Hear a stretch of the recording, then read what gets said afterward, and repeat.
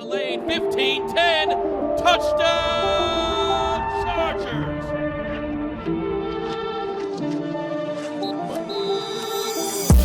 What's up, guys? We're back with another episode of Chargers Weekly. As always, joined by Matt Money Smith. And Money, we're in this second wave of free agency. Still a lot to get into. Morgan Fox is back. Nasir Adderley retired. Yeah. Drue Tranquill, Chiefs. Austin Ekeler was on Chris Long's podcast. So still a lot to get into. Where do you want to start? Well, I guess we'll start with Drue because we've talked about him quite a bit. And you know, this is what we expected is as soon as Eric Kendricks was signed by the Chargers, that meant Drue was out. It's funny. It goes back to kind of like what I was talking about with Chenna. And it's, you know, the market a lot of times is not what you think it's going to be. You know, I'm incredibly surprised that Drue and his agent took a 1-year, $5 million deal, but certainly they know the market better. And again, you know, young ascending versus player in its peak, he ends up being cheaper than Kendricks, which I don't think any of us could have possibly projected. But, you know, I guess the way I look at it, Chris, is, you know, the defense has not been good the last 2 years. And whether or not that's Drue's fault or not, I can't say. I think he's an exceptional player, a super heady, instinctual player.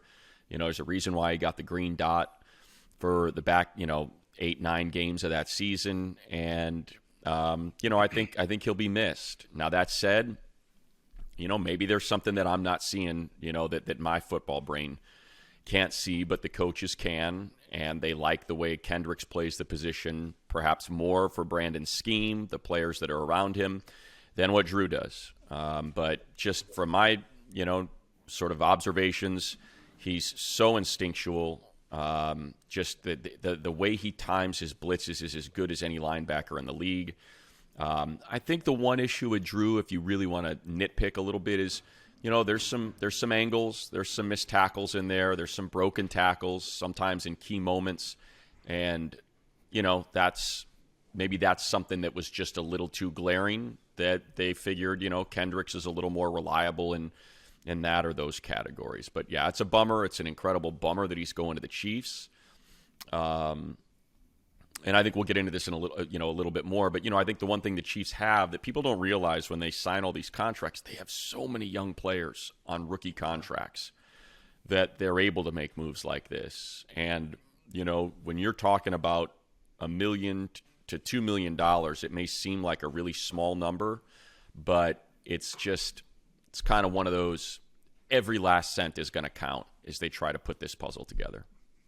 Yeah, you know, so the reports are 1 year, $5 million, which I'm a little just taken aback in general by the market for some of these guys, because whether it's a film room with DJ breaking down everything Drue can do, you've talked about it so many times, how instinctual Drue is, and to go to the Chiefs of all teams, that's kind of loaded at linebacker, right? With Bolton and Willie Gay. And that was surprising to me that he was going to go to the AFC West and play for the Chiefs and be in a role where, you know, he's not the guy as the linebacker, and it's only 1 year. So, you know, on one side, it's good for Drue because he gets a year to prove himself with the Chiefs, and maybe he gets a big deal there or elsewhere. Another market that didn't really materialize that I was a little shocked by was this tight end market, and Dalton Schultz only getting 1 year, I think $9 million to play for the Houston Texans. I want to get your thoughts on that because we talked about Dalton Schultz last week, and, you know, maybe it's something that, you know, as us, you know, doing a podcast and watching the game, things we just don't see that front offices are seeing, and just seeing the landscape of some of these position groups saying, hey, we don't have to pay $9 million for a tight end. We can get one in the draft. Or, you know, we've seen kind of the linebacker position and the running back position be devalued in the league a little bit, which is why, you know, Kaiser walked and went to Philly, and now he's in Arizona. But I was surprised by how much Drue got in for the little years that he got. And then same with Dalton Schultz, just 1 year going to the Texans. Yeah, so it seemed like because they had Kendricks, I think a lot of people understood the whole Drue thing. It's just, sort of salt in the wound for that he goes to the Chiefs. But sure, I saw a lot of traffic on social media from Charger fans about Schultz. And, it's 1 year, $9 million. What are you doing? How can you not reunite this guy with Kellen Moore? And I don't know. So I dug into it for today's pod, and sort of here's what I found, right? If you go average annual value, yeah, Dalton Schultz is a relative bargain. He's $9 million. It's on the average annual value scale, it's pretty much kind of like right in it. Look, it's Darren Waller's making $17 million. George Kittle 15, Travis Kelce 14, Dallas Goedert 14, Mark Andrews 14. There's your upper echelon, right? Then you kind of come right behind them, and you've got sort of the emerging, we're betting on the come. Njoku, Dawson Knox, those guys are $13 million. Hunter Henry, following his rookie deal, $12.5 million. Evan Ingram got franchised. There's $11.5 million. And then you get Ertz at 10 and Schultz at 9. So here's what Schultz did last year with Kellen Moore in one of the most high-octane offenses in the league, right? 89 targets, 57 catches, 5 touchdowns, average 10 yards per reception, and a long of 30. So pretty, hey, those are good numbers. Not great, but good numbers. What did Gerald Everett do last year? 87 targets, 58 receptions, 4 touchdowns, 9.6 yards per reception, and a long of 26. It's almost identical. Carbon copy. It is almost identical what those two players did, and yet everyone wants to get out on Everett and get in on Schultz, and you're talking about a $4 million cap hit if you cut Gerald Everett because of the signing bonus. He's going to make $8.25 million against the cap this year. His salary is $5.5 million, but with the signing bonus and the 2-year deal, that's what the number is. So Dalton Schultz at $9 million becomes a $13 million player if you're getting rid of Everett for the Chargers. So essentially, to a team that is trying to find every last cent, knowing what's coming with the Justin Herbert contract, for people that think Dalton Schultz was like this Travis Kelce or TJ Hawkinson or, George Kittle level type Mark Andrews, he wasn't. The production's identical to what Gerald Everett did last year, and it would have cost you an extra $6 million to bring him in.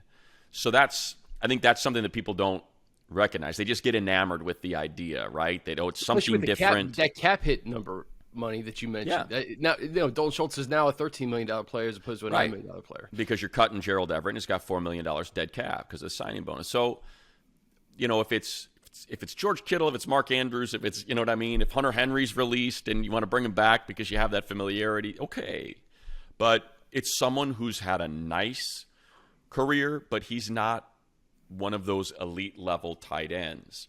I know Gerald, I know Everett had some warts. There were some pivotal drops, but let's not forget, man, he was one of the only solid players in both halves of that game in Jacksonville. He had awesome. A hell of a game. He was awesome. Yeah. So I think, I think a lot of people want to circle, the Raider game with the drop that they lost, in Vegas. They want to circle the Chiefs game where he tried to tap out and they didn't see it, and he, runs a lazy route that pick six and that cost them the game. But he did a lot of really good things too, and I think that's a huge number from, 8.25 against the cap versus 13 against the cap if you're just giving him the same 1-year deal for Dalton Schultz. I love it. I mean, that's next level analysis by Matt Money Smith. And I tell you, it's probably something that Kellen Moore saw coming here. He knows he can't bring everybody from Dallas to LA. So what are the comps here? Oh, Gerald Everett can be my Dalton Schultz. He had the same exact numbers, and frankly, he may be a better athlete. Gerald Everett is a really, really good athlete. And you said that Jacksonville game, he was the one guy who really showed out, especially with no Mike Williams in that game. Gerald did everything he could and really maximize his potential in that wild card game. So I'm with you there. And then it still leaves open the possibility, Money, of getting a guy like Kincaid or the kid from Notre Dame Mare. Those guys are still out there. and that's a possibility in the draft. Get one of those tight ends on a rookie deal. So that's awesome. That's really like, I think for fans to understand, especially the cap hit and everything that goes into it. $9 million ain't $9 million if you have to cut a guy with comparable stats. Like I said, I mean, it was almost exactly the same. Targets, 2 fewer targets, 1 more reception, 500. I didn't mention the yards. Schultz, 577 yards. Gerald Everett, 555. 22 fewer yards, 1 fewer. They're identical. Like in terms of the production last year, identical. So, again, if you're adding Mark Andrews, Hawkinson, Kittle, Kelsey, fine. I get it. But to have to take that kind of hit. And, you mentioned the tight end. I'm starting to – look, I know he never does it. I get – and, I don't want to move all over here, but it just kind of – you mentioned Kincaid that we've talked about a lot, or Mayer that we've talked about a lot. I'm starting to think more and more just based on the way free agency has gone. And look, I would be all for this. I'm always for this. I'm starting to think more and more that there's a very good possibility the Chargers trade out. I really believe that. I think trade out at 21? I think so. I think when you're talking about, especially now that more and more people are starting to think that Hendon Hooker's a first-round pick, that he's impressing people, and there may end up being 5 quarterbacks. If you look at the draft order, let me pull it up. I just had it, and I lost it there real quick. But if you pull up the draft order that someone may, I think the Vikings are picking at 23, that you may want, DJ has Hooker going to the Vikings at 23, that if you want to jump up, you may have to do that, to get ahead of some of these guys, if that's who you want to get. And so, and I bring it up just because of the way they've behaved in free agency and how little money they're spending, how they're restructuring to kind of open up this window. And I think one of the things you see, like if I go, I should have done this, shows you how poor my preparation is. My apologies. There's some good alliteration there. Listen, you're throwing out mind-blowing Gerald Everett, Dalton Schultz comparisons right off the rip, but give yourself some credit. I think when you look at the Chiefs, with Patrick Mahomes on a $500 million deal, just start going through their roster. Trent McDuffie, rookie. L'Jarius Sneed, rookie. Jalen Watson, rookie. Nick Bolton, rookie. When I say rookie, I mean they're on their rookie contracts. Derek Nottie, rookie. Or Karlaftis, rookie. Pacheco, rookie.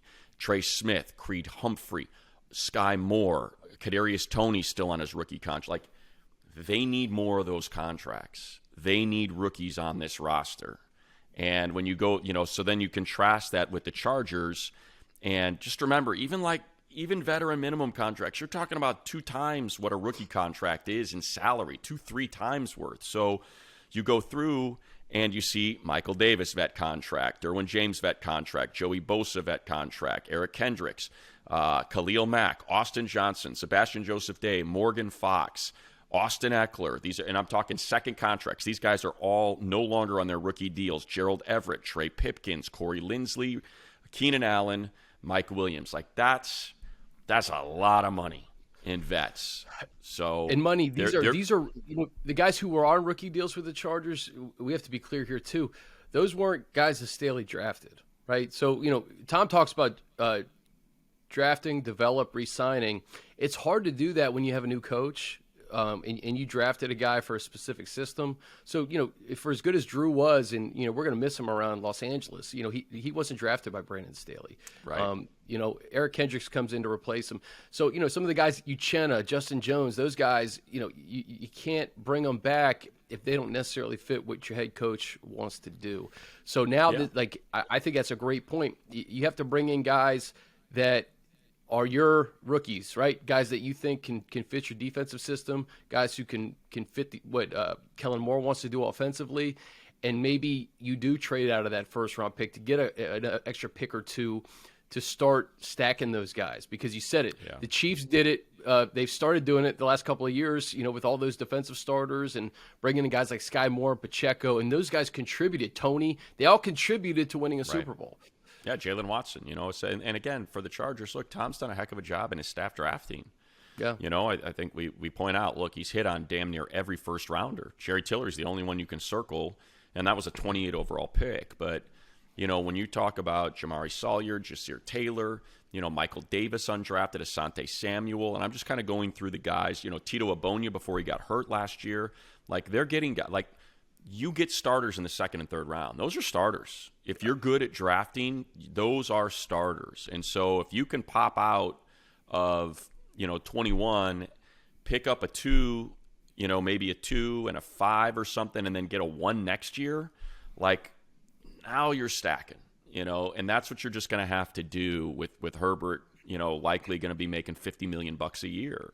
So I think that's something just to think about, for all the people that are trying to say, hey, is it Jordan Addison? Is it Dalton Kincaid? It could be John Robinson fall this far. It's like, you know what? It's a pretty deep O-line group. It's a deep corner group.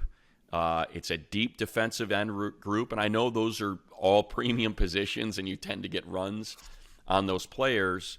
But I think it's something just to kind of, I'm just planting that seed.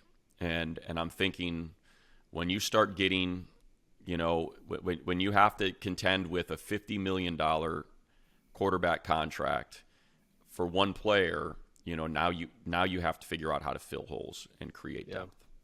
A guy like J.T. Woods got to step up in his second year. Those are the rookies that Brandon Staley has brought onto this football team.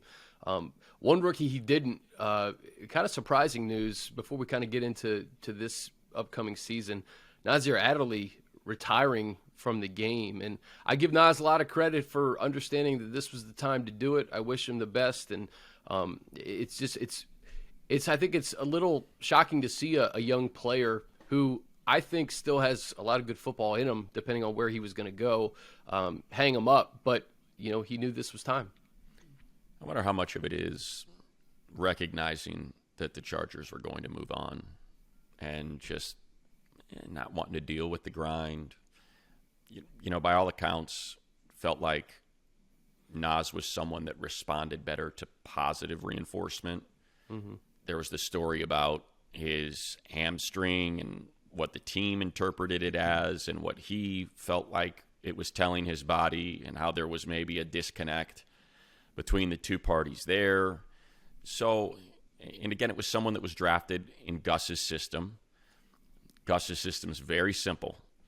This is what we do. Let's execute better than everybody else. Go out and make your plays. That's not Brandon's scheme.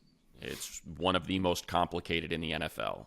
And perhaps if you feel like you're overwhelmed or you're drowning, it's a lot of stress when you go home and you're the last line of defense.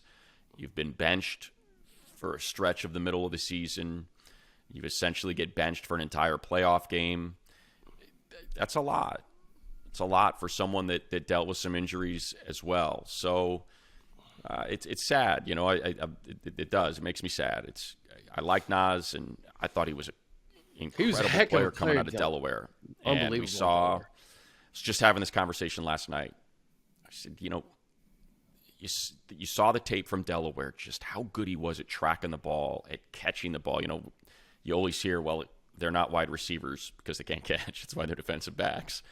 They track the ball well, they just can't catch it. Nas could catch it. So to see the way he played at Delaware, being available in the second round with all that production, particularly interception production, the way he played in that 49ers game and that final preseason contest, his rookie season, and then the injury shows up. And from there, it just never quite, he was never able to rebound, and it's a bummer. I wish him well. I hope whatever it is that he seeks to do with the remainder, and that's, I think, what people forget about football players while they're so busy throwing the labels on them. This person's a bust, and this person has let us down. This is a young man. This is a guy that's 25 years old that's now got to figure out what he's going to do with the rest of his life after assuming he was going to play football for 10, 15 years, have a pension, be able to live off, and invest well, and, essentially retire from this line of work, but have enough money to be able to do that and start, now this guy's got to start at 25 on a, after 4 years on a second round picks salary. So I wish him well. I hope it all works out. Yeah, no question. Another guy that they brought back, Morgan Fox, Huge. I don't think this was surprising. This was big to pair him with Sebastian. The way Morgan played last year, he had his best year as a pro, and I think this team needs players like that to kind of lead the way in Brandon Staley's defense money. I can't believe they got him for what they got him for. Just going back to your mention of Drue getting a 1-year, $5 million deal, I would have thought for sure that Morgan Fox was going to be a casualty of them needing to save money and to get him back. What is it at with that this number. free agency period, man? It's a weird free agency period to me. Don't know. I really don't. You know, there have been some big offensive linemen got paid, right? So that's a premium position. Offensive linemen got paid. Now look, you know, Tremaine Edmonds, TJ Edwards, those guys got giant contracts. So there's some out there for sure, you know, but especially offensive. But you know, I think you see Laramie Tunsil $25 million, Orlando Brown got I think $50 million up front. Juwan Taylor got a $60 million deal. Mike McGlinchey got an $87 million deal. Trey Pipkins got his $25 million deal. So there was money thrown around, but it was thrown around very, I don't want to say carefully, specifically. It was an offensive line free agent year. Last year was a wide receiver free agent year. This was a linebacker free agent year. So, and once you get those big contracts out of the way, we're now in that second wave of free agency. And these are the deals that you see, and these are the deals that ultimately pay off. The players that are getting the giant, you know, the giant numbers, you always got to ask yourself, what are we doing here? Like, why is Juwan Taylor being, let go at a super premium position that you never want to let go of when you're a team? You draft, DJ mentioned this on his podcast on Move the Sticks this week. I can't remember how he worded it, but the percentage of, I think it goes like this, the percentage of first-round picks that are still on the team that drafted them for a second contract is highest with quarterbacks, second highest with offensive linemen. It is draft and stay, because once you have one, you're not letting them go. So that's what's interesting about the guys that do move. And Orlando Brown is now on his third team. And that's someone, and now he was not a first-round pick, but he was a Pro Bowler and was let go, was traded to Kansas City, and Kansas City won a Super Bowl with him, and it's like, we're good, you can go. And now they're replacing him with a guy that's never played left tackle, maybe like a couple snaps, that they're going to move from right tackle to left tackle, and that's the kind of risk you got to take. So that's a long way to get to your point of what's going on this free agency period. There's been money out there. Money's moved around in trades. Brandon Cooks, Darren Waller, some of these guys are moving in trades, and it's a lot of money. We mentioned Darren Waller's $17 million salary. So Jonnu Smith, $12.5 million moves to Atlanta to reunite with Arthur Smith. So there's money moving around. It just, some years it's weird. And I guess the best way to put it is this has been a little bit of a weird year for value, and teams still don't have a lot of money to spend. Yeah, the Chargers benefit from that, bring in Morgan Fox back. And, you talk about this right tackle, left tackle, whatever it is, getting Trey Pipkins back looks better and better when you look at the salaries that are being doled out around the league. All right, guys, quick break. As the official hospitality provider of the NFL, On Location offers unrivaled access to experience all premier NFL events like never before. On Location brings you up close for all the action, providing fans with unforgettable moments from draft day to Super Bowl Sunday and everything in between. On Location, thrilled to announce its new partnership with the Pro Football Hall of Fame. This August, kick off football season in Canton, Ohio, and be there live to witness the class of 2023 enshrinement. The NFL also headed back to London and Germany for the 2023 NFL International Games. On Location official packages will feature game tickets, deluxe hotel accommodations, private tours, pregame hospitality, end-to-end planning, and much more. Be sure to secure your priority access today. Visit NFLOnLocation.com or search NFL On Location today. Your football experience of a lifetime awaits, only with On Location. One position that always seems devalued is the running back position.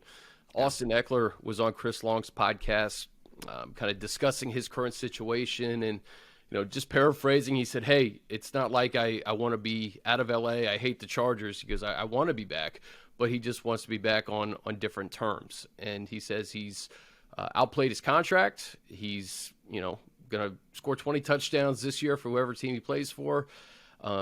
And this is where it just gets interesting. And I see both sides of this, man. I see the front office's side as it relates to the running back position.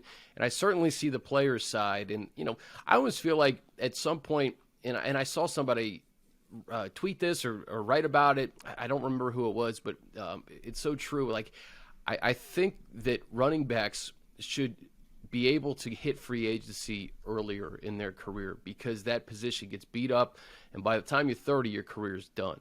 So if you want to get paid, I'll never forget, I remember 2012 when the now Washington Commanders drafted RG3, right? They drafted a running back named Alfred Morris in the 7th round, ends up breaking John Riggins' rushing record, right? He was awesome for the first 2 or 3 years of his career, but he was a 7th round pick, never got paid. And by the time his contract was up, it was over. He wasn't going to get that big money contract. So I see the running back side of this. As far as Austin is concerned, listen, I get his frustrations, but at the same time, there's a lot of running backs out there right now that you could plug in, and they could be a 1-2 punch or a primary runner. And I don't want to say you're not going to miss a beat, but the way that the Chargers offense is constructed, Money, when you have Keenan and Mike and Gerald and whoever else is going to be in the backfield this year, that's still a lot of weapons. Josh Palmer, it's still a lot of weapons for Justin Herbert. This is where two things. One, Austin could not have been more classy in the way he answered the question and explained the situation. Didn't take shots at the Chargers, and he shouldn't. It's a team that put him on a roster, undrafted out of Western Colorado, essentially chose him over the first-round pick, Melvin Gordon, when they gave him that 4-year, $28 million extension. He got paid early. He got paid on potential, what they envisioned coming. So I'm not saying he was always underpaid or at one moment he was overpaid, but they gave him money based on what they thought was to come.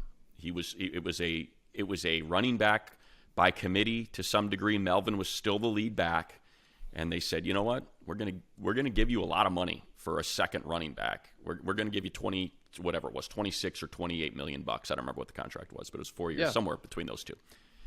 So I think he appreciates that.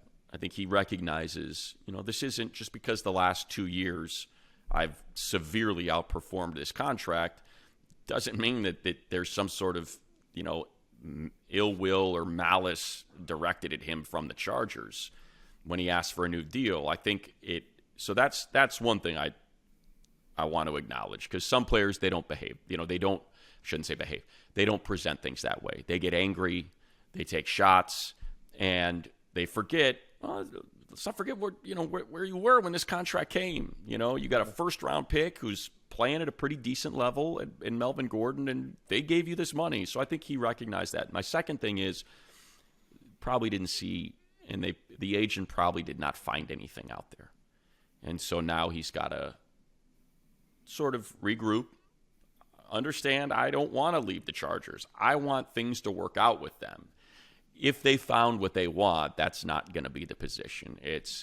There's other people that value my services more in line with what I believe I should be compensated. And even though I'm going to miss the Chargers, it's time for us to each go our separate ways, because clearly we're at different points in our careers and have different visions of what I'm worth.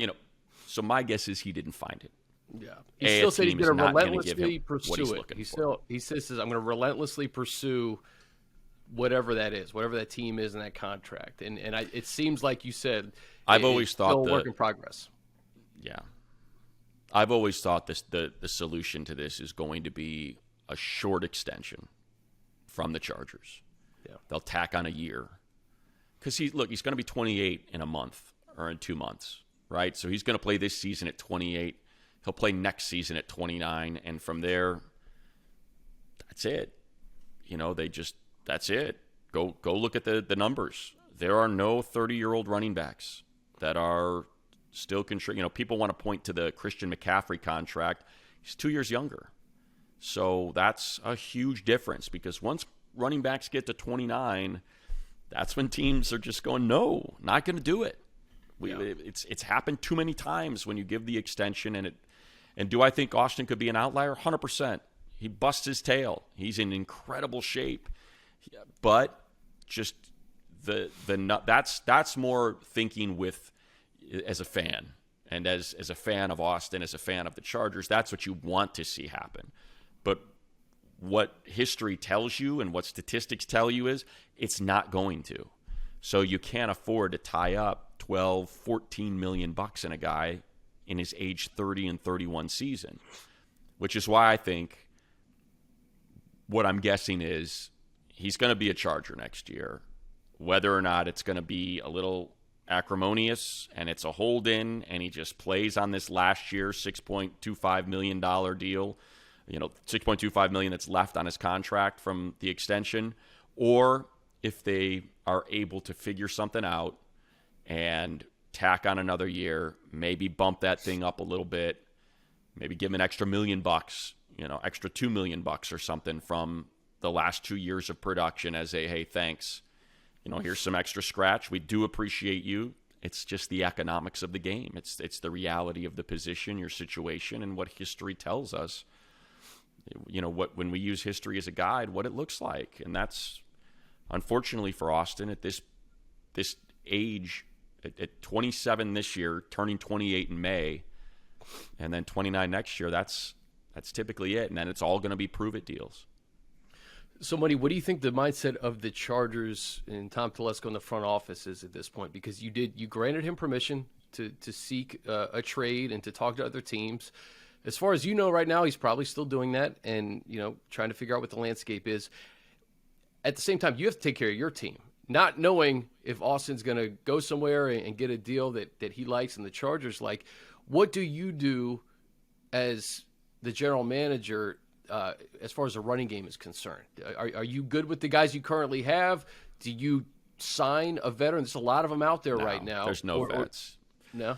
It goes back to what we were talking about, how they need more rookies on rookie contracts for depth. So my guess is the compensation that they would consider trading Austin for, if I had to guess, there's no way it's anything less than a 2. It's got to be a 2, and my guess is that's where they fill the running back. They draft Charbonnet in the second or something along those lines. It would be another rookie. Yeah. So and otherwise, Austin's coming back. We'll get a team's 2. We'll have our 1. We'll have 2 2s. We can figure something out. And if Robinson's there at 21, take him, because now you've got the extra second to fill another position. There's your 2 that you don't have to trade out of. Right? So that's what I figure they would do, is it's going to be a rookie or it's going to be Austin. It'll be Josh Kelly, Isaiah Spiller, a rookie, or Josh Kelly, Isaiah Spiller, Austin Ekeler are the 2 options moving forward. That's my guess. Yeah, and that's the name. The name Isaiah Spiller is the one that we're still just, wait and see, and you hope that that's the guy that pops, right? I have no idea. We have no clue. No idea. Yeah, no clue. No idea. So I would draft a running back every year, though. That's what I would do. I would take one every single year. I would draft offensive linemen every year.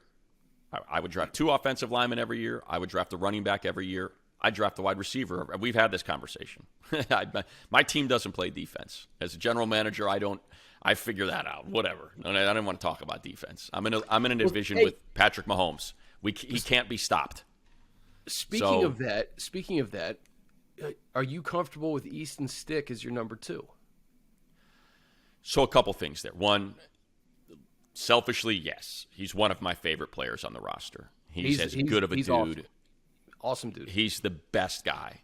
And the reason I bring that up, after I think last week we discussed the emotional, you don't want to get caught with these guys. So the reason I bring that up is that's a huge part of his role, is what is your disposition? What kind of person are you? You're the backup quarterback. You're here to support Justin. You're here to do everything you can to make him the best quarterback he can be. Now, be ready if your number's called, but you're here to support him. Easton's you want to be around him. He's just a great dude. And I think he and Herbert are very similar guys. North Dakota, Oregon, they both are outdoorsmen. So I think that goes a long way, is to have that connection. It was Phillip and Kellen Clemens. There was just a level of comfort there, and that's why this, is in our room. Easton is incredibly smart. So that helps too. Justin comes off the field. Easton's the type of player that processes lightning fast. So when Justin comes off and immediately comes to the sideline, and there's Doug Nussmeier's quarterback coach, and Easton, what did you see? Bang, bang, bang. Easton saw it all right away. That's the asset. The second thing is something we brought up a couple weeks ago. Does Kellen Moore want to bring Cooper Rush with him? Much like Joe Lombardi brought Chase Daniel. So it also tells me what kind of guy Kellen Moore is. That, because I'm sure they're making the same money. And Cooper could be his, if Kellen's upstairs calling plays, Cooper's down there for Kellen next to Justin to be an extension of Kellen. For Kellen to recognize, no, we're fine. Justin likes this guy. I'm not going to force my guy on Justin. I want Justin Herbert to be comfortable, so I want him to have his guy. I think that says a lot about the type of coach that Kellen Moore is, that instead of shoving his guy on him like Joe did, no, you need Chase Daniel in that room. I need to have Chase here. All right, now we got to carry 3 quarterbacks because Justin really likes Easton, but Joe really likes Chase. There goes a roster spot. It's a complete waste of $1.8 million, in my opinion, for Chase Daniel. And, it's a double whammy. Now you can get away with carrying 2 quarterbacks instead of 3. And Kellen and Justin are totally good with the quarterback room. Yeah. The question mark is obviously, listen, I always subscribe to this. We spend so much money on quarterbacks in the NFL. And this is a very violent sport. Knock on wood, if anything happens and you're down your first-string quarterback for a month, you have to ask yourself, can my backup hold down the fort for a month, right? Can they win? Can they go 2-2? Can they go 3-1? And I'm not saying Easton can't, because I think that he really hasn't gotten that opportunity to show what he can do. Like I would have liked to see Easton as the number 2 quarterback last year. 100%. So you run into this kind of dilemma where, all right, there's veterans out there. They're going to cost money, but is that money worth it to have an insurance policy of a veteran who's won games, who you can say, hey, if my guy goes down for a little bit, this guy can come in and do his thing. So like I go back and forth, especially with a quarterback as elite as Justin. I feel like the better quarterback that you have, Money, it's like you almost have to get a guy. You can never equal it, but a veteran who you would be comfortable with for a month without your number 1. And I hope Easton is that guy. I really do, because we love him, but I'm just not sure. And I don't know, where do you fall on that? Because I do think that backup quarterback, I would invest a lot if I was a GM. So you make a great point, except I'll disagree with you in one aspect of it, and that's the window. If your starter is down 4 games, you're probably screwed. It's just the reality in the NFL with how much, like you said, with how much money quarterbacks make. You're probably screwed. Now, Cooper Rush did it last year for Dak, right? It worked, and they ended up making we thought Dallas was done in September. Right. And Cooper Rush plays great. Typically, and this is just me interpreting what I've heard about front offices, they want the backup quarterback to win a half. If my guy's got to go out and we got a lead at halftime and you now have to play the 3rd and 4th quarter, can we maintain that lead? Can we win the game? That's what I need you to do. And worst case scenario, I need you next week. 6 quarters is typically what they're looking at. Can my guy go out and win 6 quarters of football? So, yes, I think Easton can do that. And I know he's shown very little that would lead the people listening to believe, like, well, why would you say that? For me, it's just something that we talked about with Drue, instincts, processing, smarts. understanding the system, and Easton's athletic. You could cut the field in half, have him do a bunch of rollouts, designed runs. He's an athlete. Easton could be a Taysom Hill-like player, I believe. He's not quite as big or as thick, but he's big enough, and he's thick enough that he could end up doing something like that. So that's kind of the way I look at it. Can you win 6 quarters? And I think Easton can do that. And for me, the more important part of it is how is he in the room? What does he do to make Justin a better quarterback? And by all accounts, for those that work with him and are around the team, a lot. Justin really likes having him in the room. So that's the most important thing. But I think the one thing that'll go overlooked, I'll just repeat it real quick, is what Kellen Moore, how his role in this was, and why I really appreciate that compared to the guy we had last and the player that he wanted on this roster in order to execute what his vision was. I really appreciate that Kellen is comfortable with whatever Justin's comfortable with and not insisting upon having a guy as a backup to somehow interpret what he's trying to convey. No doubt. The one example Jacoby Brissett last year, he had the Browns in every freaking game, man. And really, those losses really were not on him. I mean, the defense faltered. But see, that's a different backup, Chris. That's a different backup. Now you're spending, and they paid him in accordingly. You're going to be a half-season starter, so we're going to give you $10 million. And that's when you look at what that's Andy what I'm Dalton, asking. Is the $10 million worth it? No, because we expect Justin to play 17 games. So Andy Dalton, we knew, was going to challenge Jameis. They weren't sure if Jameis was the guy. We knew that Mitch Trubisky was going to probably start, and Kenny Pickett was going to be the backup to start. And the hope was Mitch is the starter all year. That's a different backup than Jarrett. This is the interesting one. Jarrett Stidham. Yeah, Sean Payton coming in like, hey, I don't know, Russell. I don't know. I hope you're the guy, but I don't know. So I'm going to bring Jarrett Stidham in at $4.5 million bucks a year, a big number when your quarterback's making $48 million bucks, because I don't know. If you know, then it looks like Chad Henne at 38 years old behind Patrick Mahomes. That's the difference when it's Cooper Rush behind Dak Prescott. Like Matt Hasselbeck with Andrew Luck. Right? Exactly. It's that's what it looked. Curtis Painter behind Peyton Manning. Jim Sorgi behind Peyton Manning. That's what it looks like. So this is in step with having. I don't even know who Joe Burrow's backup is. I was trying to. It was A.J. McCarron, I think, for a second, but I don't know who it is now. Hit the XFL, baby. Yeah. So this is what the backup looks like when you have a Justin Herbert. You expect him to play 17 games. You've built your team for him to play 17 games, and if he goes down, oh boy. Yeah. We'll wrap on this. Pro days all around the NFL, man. And this isn't really charge related, but I guess it is applicable because there could be 5 quarterbacks taken before 21, man. The Hooker thing is fascinating because if he does get selected, he'll probably be the 5th quarterback, and the Chargers, move up to 16 essentially. What are your thoughts on what the Panthers may do at number 1 overall? I think they have 14 people at Stroud's Pro Day today. So I still think Bryce Young's the best quarterback. I'm biased, of course. He's a modern-day kid. I watched what I thought was some of the best high school football I've ever seen in my life when he was quarterbacking. You could see it at that level, and obviously you saw it at Alabama.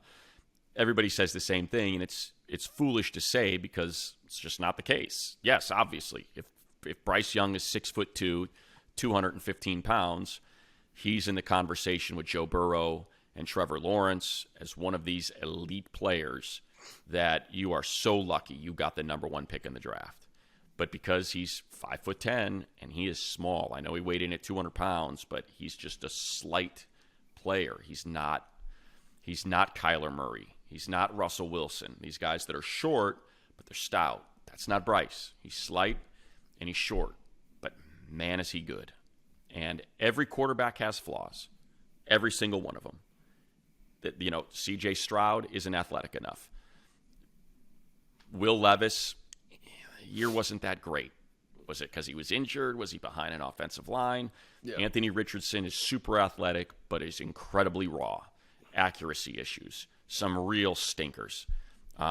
Did not have a winning record, all that sort of stuff. Can so you everyone's see got Richardson an issue. going ahead of those guys? I can't see that. I can't see him going ahead of Stroud. You can? I can. I can see it just because of how ridiculous it is. It is. He's a physical freak. Complete. It is when he's sort of not like he's not joking in terms of the physical profile when he calls himself Cam Jackson, or Lamar Newton. He's that fast. He's that big. He's that strong. The problem is Lamar Jackson won the Heisman. Cam Newton won a national championship. Anthony Richardson's done nothing but post a losing record in his full season as a starter. So there's the issue. So what I'm getting at is each of them have issues. I'm going to take the best guy and cross my fingers that the issue with Bryce Young being too small doesn't show up.